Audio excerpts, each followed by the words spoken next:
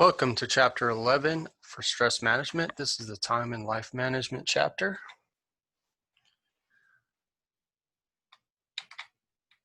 Waiting for the slides to catch up to my finger hitting the button. Oh, I decided to do this.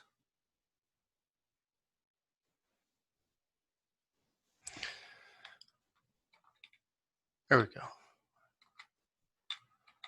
All right. Time management is about taking action. Learn about some tools and techniques that can reduce your stress by gaining control over how you use your time. We live in a time of our existence, I guess, where there's a lot of time wasting. You know, the days of employees sitting there playing solitaire as time wasting has become a thing of the past, where our cell phones have so many time wasters on them. It's incredible. People can sit for hours on social media or YouTube or anything else and just be out, not doing anything. Then when they come back to it, they realize they've got 20 things to do and only about enough time to get 3 of those things done, right? So time is just the occurrence of events in sequence, one after another. All right, so each second, minute, hour, day, so on and so forth. Management is the art or manner of controlling, right? So again, we can't necessarily control time, but we can control what we do in the time that we're allotted. So time management is the art or manner of controlling the sequence of events in our lives. So again, we have, 10 things to do in the day. We can control trying to get those 10 things done, right? And not having any waste time in between. So stress levels are directly related to how much control we feel over the events and situations in our life, right? So when other people dictate your time all the time, you feel less in control. You know, somebody says, I want you to do this, I need you here. When you're done with that, do this, do this, do this. Somebody else is asking you, okay, when that's done, do this, or when, I don't care if that gets done, I need you to do this. We feel stressed, right? On top of the other things that we may be putting pressure on ourselves to get done, okay? So gaining some control over how we use time is crucial to manage our stress. And again, time management training has positive impact on employees' mental health. Again, when employees can manage their time, they don't feel overwhelmed, they're less stressed, right?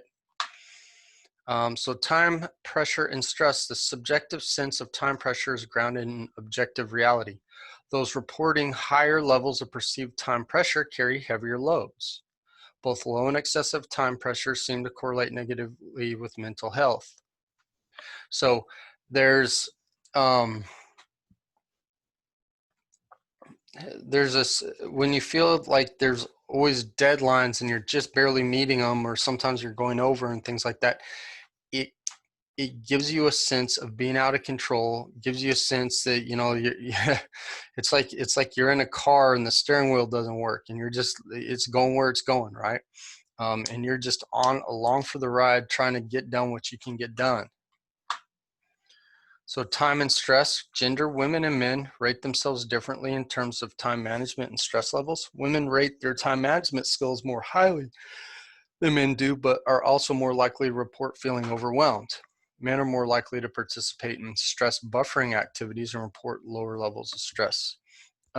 So what this is generally saying, okay, again, I don't need anybody saying that, what's being said here is sexist or anything like that. These, again, when we do correlation reports, this, just because, they survey 100 women or survey 100 men, and 90 out of 100 or 80 out of 100 or whatever, or in this case, it just says that, like it's just more than, so it could be 51 versus 49 in both of these. They don't speak for everybody, okay? So it's just, if you get surveyed, you're going to speak for yourself and it's going to get put into the data, right? So what they're saying is, when the women are better at time management skills, things like having, maybe like a calendar or a journal, or using an app on their phone where, they're putting in all their appointments, when things are due, when this has to be done, so on and so forth, right? but again, they still feel more overwhelmed.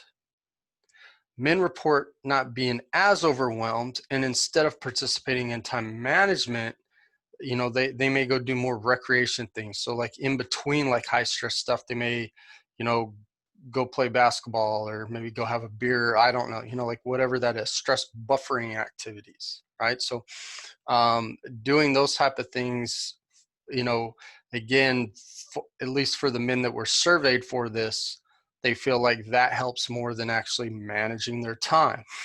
And again, there's a middle ground of doing both, which is going to be better for all. Okay.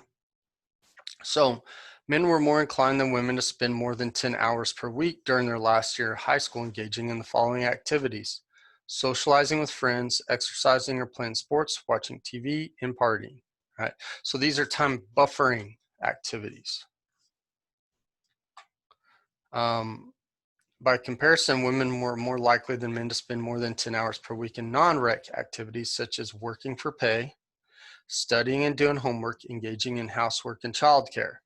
Right? Again, all more stressful activities. Time and stress in children. In Kids Health poll of the 882 children ages 9 to 13 surveyed, 41% feeling stressed most of the time or always because they have too much to do. 77% wish they had more free time. And again, you know, yeah, I know if you surveyed, I know some kids, if you surveyed and they only had like one chore to do that took them 5 minutes, they may even still report that. It is, ages 9 to 13, some kids probably are being overwhelmed, and some kids just, are spoiled and feel overwhelmed. Again, surveys are hard to take, and to really digest whether or not, like, how truthful it is. And again, adding more numbers to it, I don't know, always helps, especially in a younger population like this. Because it's feeling stressed and all that. The second part of that survey should have been, like, well, what's going on? Maybe like, how many hours are you spending, like studying? How many hours are you spending doing house chores? How many, like things like of that nature may give you a better overall picture, right? Planning for control. So planning is the act of bringing future events into the present so appropriate control can be applied. So again, when you make an appointment to go see a doctor, you got appointments at work or you got deadlines at work, you put it into, your digital planner. It alerts you when it's going to happen, so on and so forth, right? That's taking something that's going to happen in the future. You're doing it right then and there now, and then you give yourself alerts so you know when to get things done.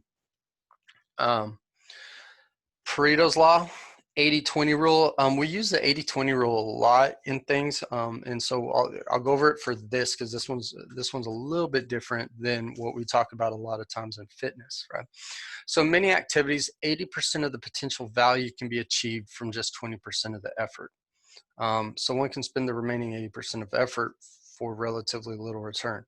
What this is saying is, a lot of times, if you're a procrastinator, this is sort of how you live, right? You don't do anything, and then the time comes up, it's like, oh shoot, this thing's due, man, and you just bust it, get it done, and then move on, right? And so 80% of your time, you weren't doing what you needed to be doing to get things done. So again, this sort of falls in that and a lot of other things.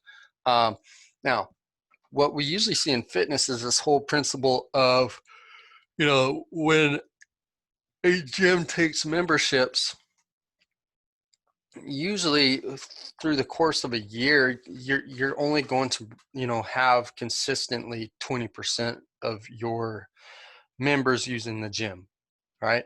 So the other 80% are going to sign up. They may come in here or there, and then they all fall off, or however that is. They all sign up in January, and by sometime in February, you won't see them again until next January, right? And again, it's, for gyms, it's a good return on investment in many ways because the upkeep on the equipment's low, right? When 20% of your total income is only used in the gym, that's great, from that standpoint. Now, that also means you're always hustling to get those people back or get new people to sign up, right? And there's some gyms that, you know, really bank on the fact that you're not going to come in. So, you know, a lot of folks like, you know, like the prices of gyms, such as, well, I won't mention it, but it's got the name Planet in it. So you should know the rest. Anyways, and just in case they want to try to sue me for something I didn't say, you know, there could be many gyms with the name Planet in it. I don't know. Anyways, you know, they keep their prices so low that it's real easy to not come in and continue to pay a $10 monthly membership and never show back up. And then when you think about, hey, I'm not going to pay this $10, and you call them, they'll quickly respond to, well, you know, if you re-sign up, you got to do that whole, like, you know, $50 re-signing fee and all these other things, you know, which is about 2.5, or it's about 4.5 months or 5 months, or well, I guess, yeah, they have $10. So it's 5 months worth of membership for you. Again, they have the $20 ones if you want to use all their facility, you know, like I guess they have other amenities, but yeah, if you're doing the $10 a month, I mean, that's $5, or that's 5 months worth of membership right there. You know, and they'll say, look, you know, in the next 5 months, if you happen to start coming back, you know, it's worth your while not to quit and then have to re-sign up.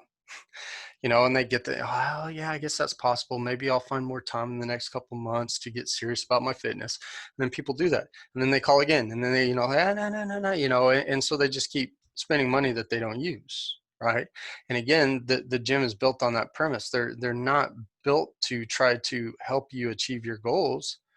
They're built to slowly, you know, siphon off $120 a year or more, depending on which package you got. And if you come in, that's up to you. If not, oh well, no, you know, it doesn't hurt them either, right? And again, a lot of gyms operate in this type of capacity and in this type of realm of not actually, you know, they're not there to get you fit. They're there to take your money, and whether you decide to get fit, that's on you, all right? And again, once you get fit, you're gonna have to go to another gym because they don't have their equipment all stops at like, um, you know, like right after you've achieved amateur weightlifting status. So unless you're just going to go in there to do cardio, it gets to a point that you're going to get bored doing thousands of reps with like 30-pound dumbbells. All right, that's my rant on them. Anyways, what time is it? Right, societies are based on monochromatic time or polychromatic time. Monochromatic time societies view time as linear.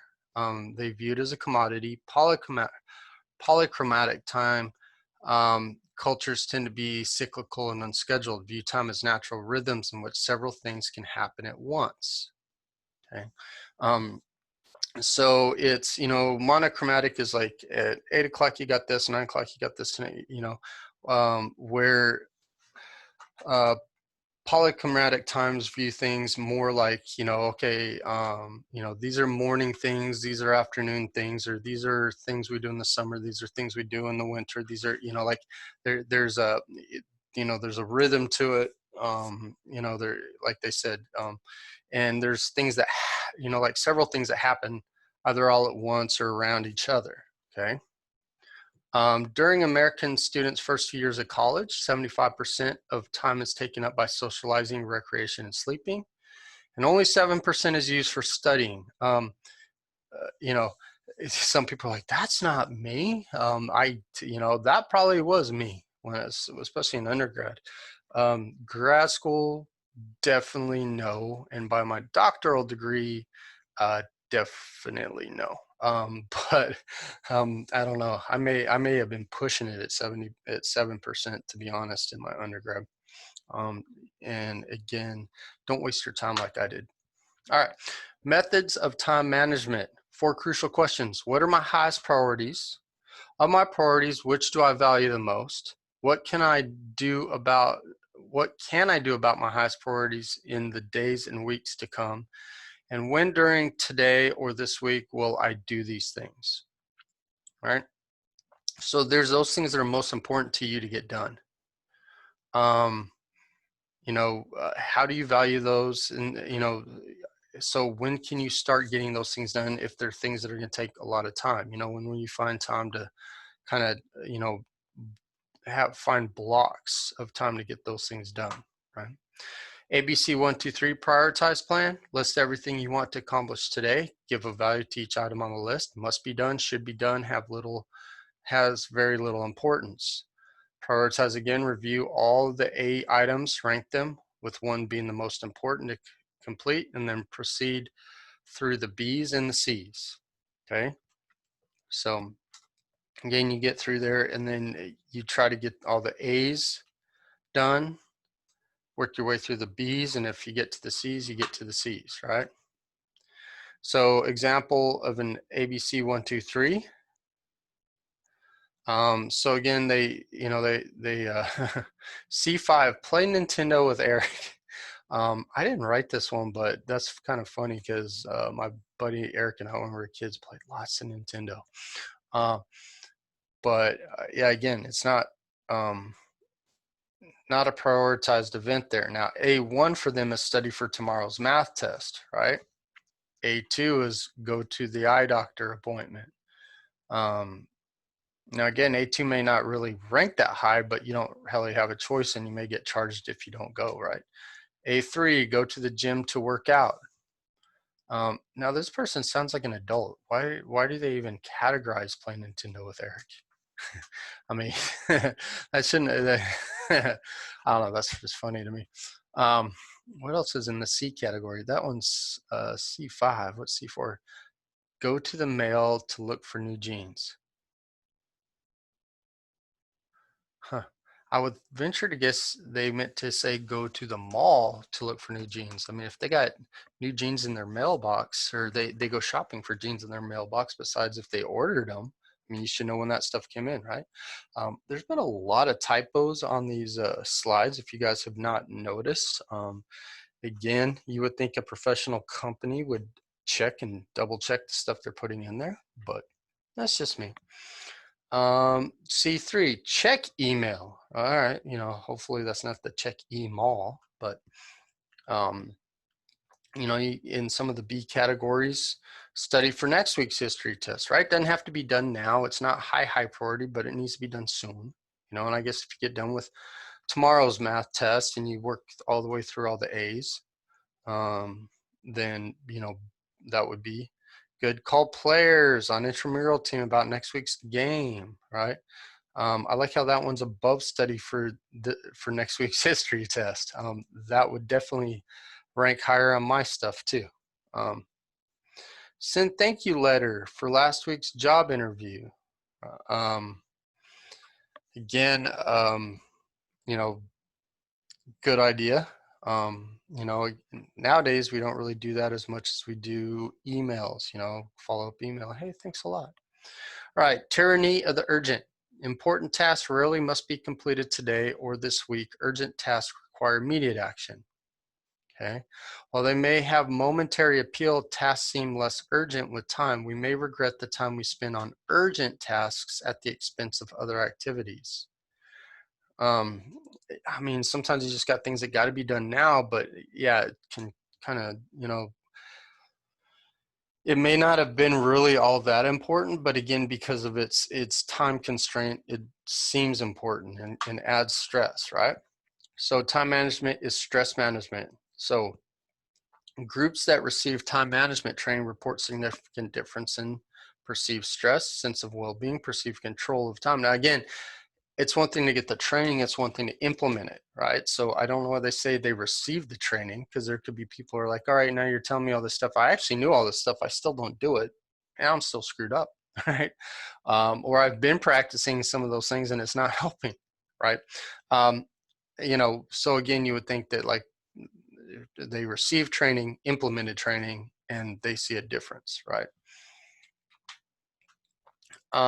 Quadrant planning, long-term planning, first things first, put up the most important things first, urgency versus importance. So quadrant one, you'll see that, I believe, let's see if they have a picture of it. They do not. The last slides used to have a picture of this. But anyways, so if you draw a box and split that box into 4 boxes, right? So quadrant 1, say it's in your upper left, is urgent and important. Quadrant 2 can be in the upper right, you know, which is important but not urgent. 3 is the lower left, urgent but not important. 4 is not urgent, not important, and that's over in the lower right.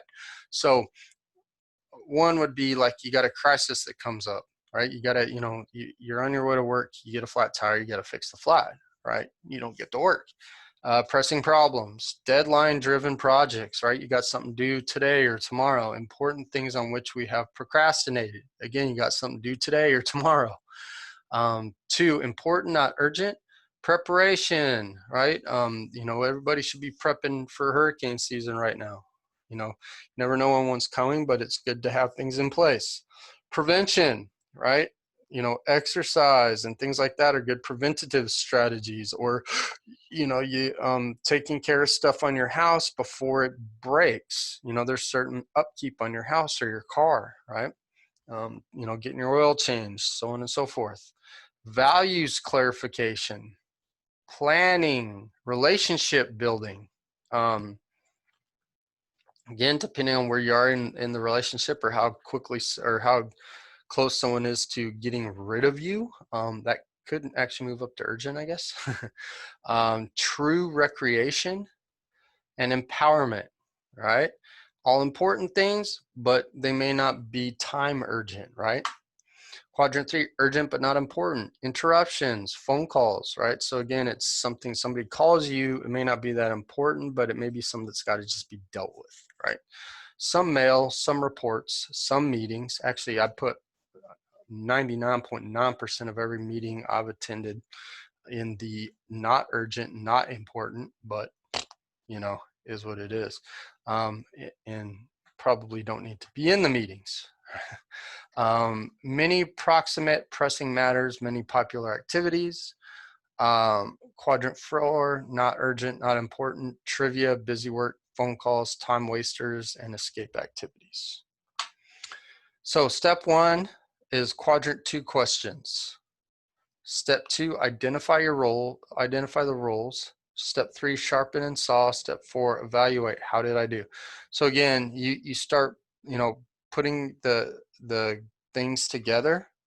You go back through your list, you move things, you know, in, you know, once you put them into one quadrant, you think about it again, you know, like remove some things that you might have misplaced in the wrong quadrants, and then look back and decide how did you do, right? Life balance promotes a balance of purposeful planning and healthy mix of going with the flow, right? So this is a, you know, like plan for things you need to plan for and things like that, but also be able to be flexible, you know, because when you're too rigid and something comes up that you can't control, man, it throws you off, right? And make sure that you leave time or try to leave time for fun activities and so forth. Time matters, priority ranking. People rank their priorities in order as family, personal character, work or career, other interests, including rec and TV. You know, again, rank your stuff, and whatever you rank first, you know, that's where you need to put most of your priority. Actual time spent, other interests, including rec and TV, work or career, personal character, then family, right? So people are ranking things one way, but then they're spending their time the other way. You know, it's complete opposite of what's important to them. Right? So keys to creating balance: simplifying, doing what really matters. Don't just do something, sit there. Um, you know, don't think about, man, I need to do this. Well, do it.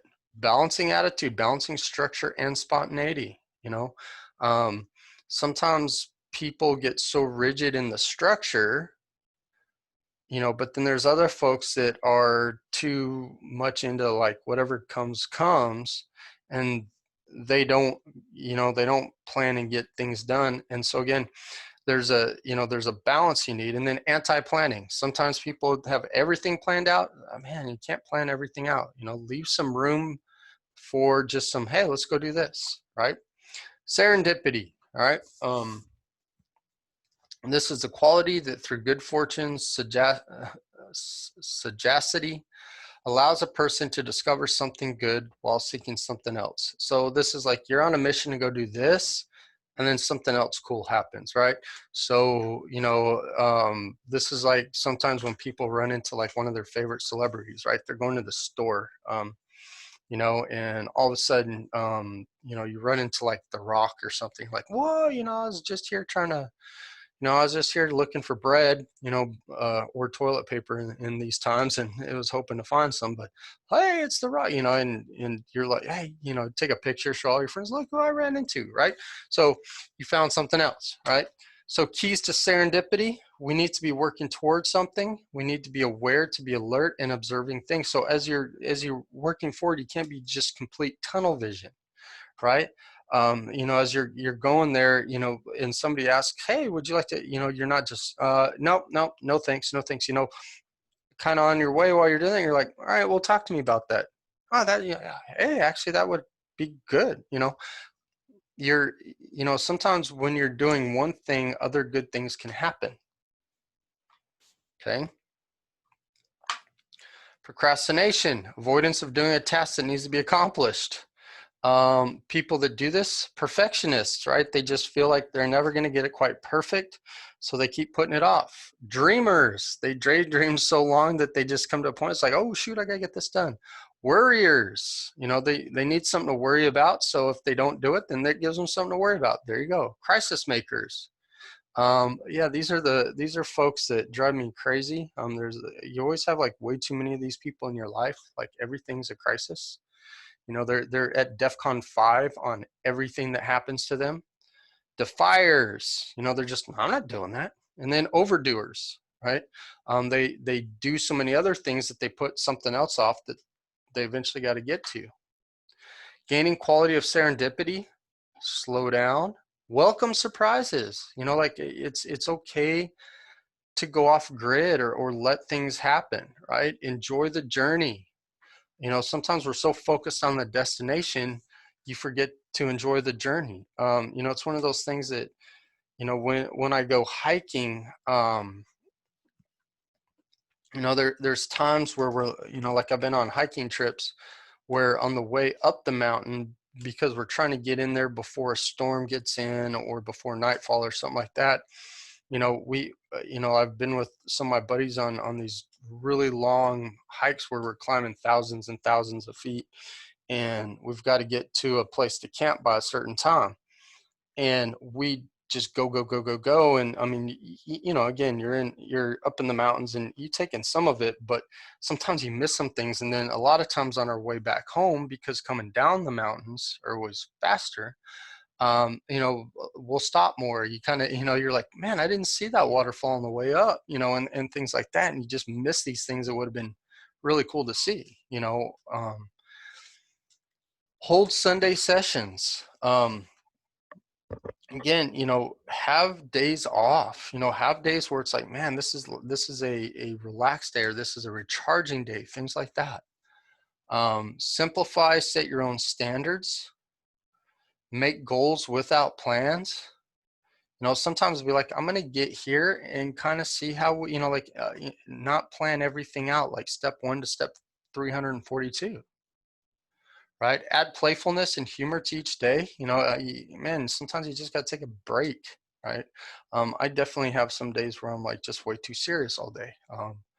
Take risks, follow your feelings.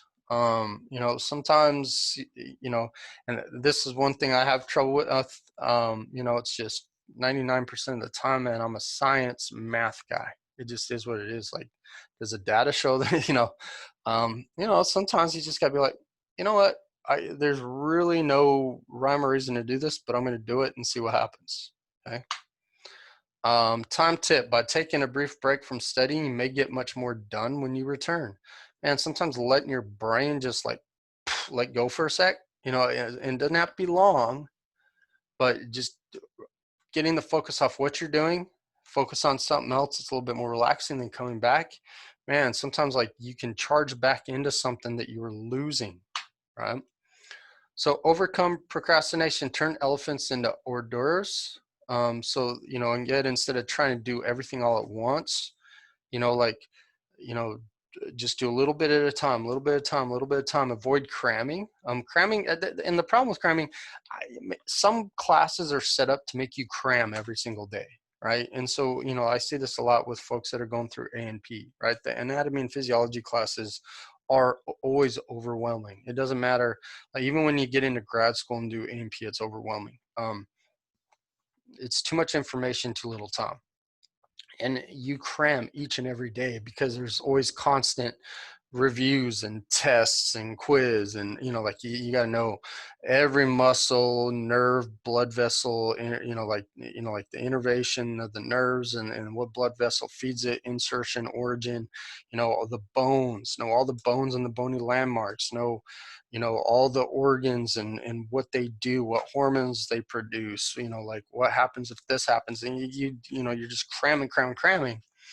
But the problem is, like, especially when I get my students and they get into my class, they're like, where is that muscle? We're talking about muscle. Where's that muscle again? I don't remember that. Like I remember talking about that, but I don't, because they had to cram it. They didn't learn it, right? Again, it's not, it's not a good learning process. It's almost a good process to just see like what you can do, like kind of what some of the, like boot camp and military stuff, some of the stuff they make you do is not so that you learn a lesson of like, okay, now I learned this skill and things. Sometimes it's just see what your body will put up with, like what can it get through, right?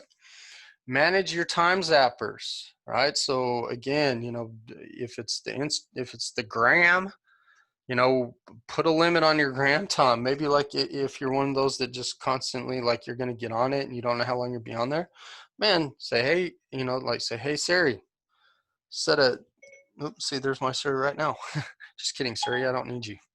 And tell her that, hey, set a 10-minute, a 10-minute clock on me, right? Work hardest during your best times of the day.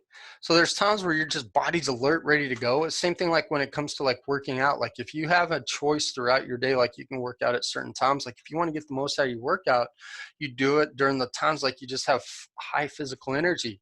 There's times during your day where your mind's at its peak, right? That's the best time to do mind work.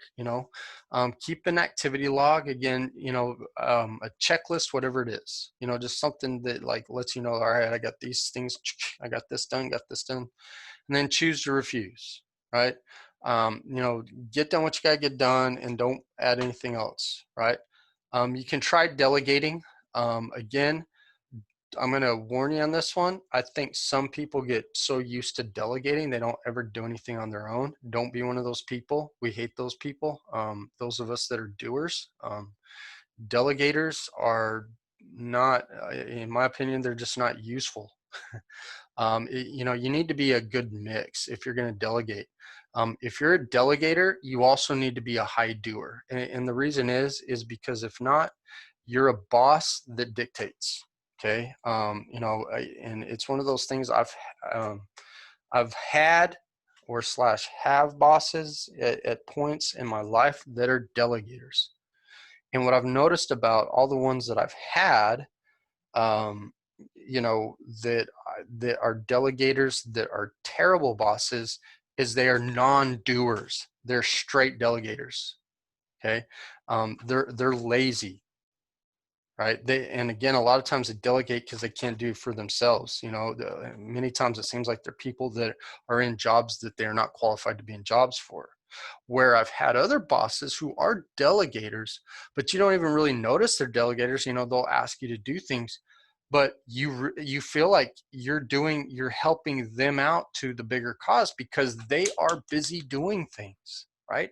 They're big doers that also delegate, right? So be a doer that delegates, but don't be a delegator. Okay. Establish levels of acceptable perfection. Okay. Nothing's ever going to be perfect. If you've ever been inside any home, a building like a business building, a home, or anything like that, brand spanking new, you can always find something that's not quite perfect. Now, in saying that, I'm not, why I'm saying that is if all home builders or all building builders were perfectionists, nothing would ever get built. All right, there's always little issues that come up, and there's things that like there's a reason we have spackle. There's a reason we have like caulk and all these other things. They're there to hide imperfections or fix imperfections, and so on and so forth, right? There's always going to be imperfections, so you know accept that. you know um, do the most difficult or most unpleasant tasks first. This is the whole thing, like your parents making you eat your vegetables before you get to eat anything else. Unless you're like you love your veggies, but like when I was a kid I didn't. So but again, it's just how I don't know, I have this weird way of working this way. My you know also you're like, hey, let's go do this. I'm like, all right, yeah, let me get this stuff done. Gotta get my chores. Get that stuff done first. Okay. Use wasted time. Right. There's, if like use your wasted time, right? And try to find ways to make wasted time productive. Okay. Or use it as a break. If you like, man, I wasted my time doing that, that's fine. Right now, that's your break. Now get back to it. Right. Enjoy the process. Again, don't just wait till the end product. Reward yourself. If you keep, again, sometimes getting things done, like, means you deserve a little break or go do something fun, and let some things go undone, right? If you don't finish today, finish tomorrow, right? It doesn't always have to be done. Okay. Procrastinators finish last. Procrastinating provides short-term benefits such as periods of low stress, but procrastination has a long-term cost, including poor health and lower grades. Right. Again, I was a natural born procrastinator when it came to academics, and I had to learn not to be. Because it was, especially when I got to grad school and then my doctoral program, if I would have continued those ways, I would have either failed off or maybe had a heart attack. Right? Cramming. Spaced practice is a much more efficient way than mass practice to study and learn. Again, like I said, there are certain classes set up to make you cram, but if you have the option, if you actually want to learn the material, don't cram. Time zapper. In general, people view television on average 4.3 hours per day. I don't know if that's true anymore. I think screen time is up, but I think people are more likely to be on computers, iPads, and phones than TVs. And so I think this is a little bit outdated in comparison to what goes on now. And I think actually average screen time amongst college age students is probably way up, right? Digital time and life management. Many times in life management apps, or many time and life management apps are available. So here's a list of them. I know a lot of folks that use Evernote and Dropbox. I don't know. I don't know anybody that uses Wunderlist workflow. I think I've heard of somebody that mentioned Trello to me one time in class. I'm not sure. So in the final analysis, how you spend your time and what events you participate in every moment of each day is your choice. Okay. It's your time. You use it wisely or poorly, or you use it like very wisely, and then also not poorly, but free time, make it time. Again, having fun is not poor use of time when you have the proper amounts and it aids in helping you out. Okay. And that's it. I'm going to stop sharing, and that's chapter 11. If you guys have questions, let me know and I will answer any of those questions. And I'm going to stop recording.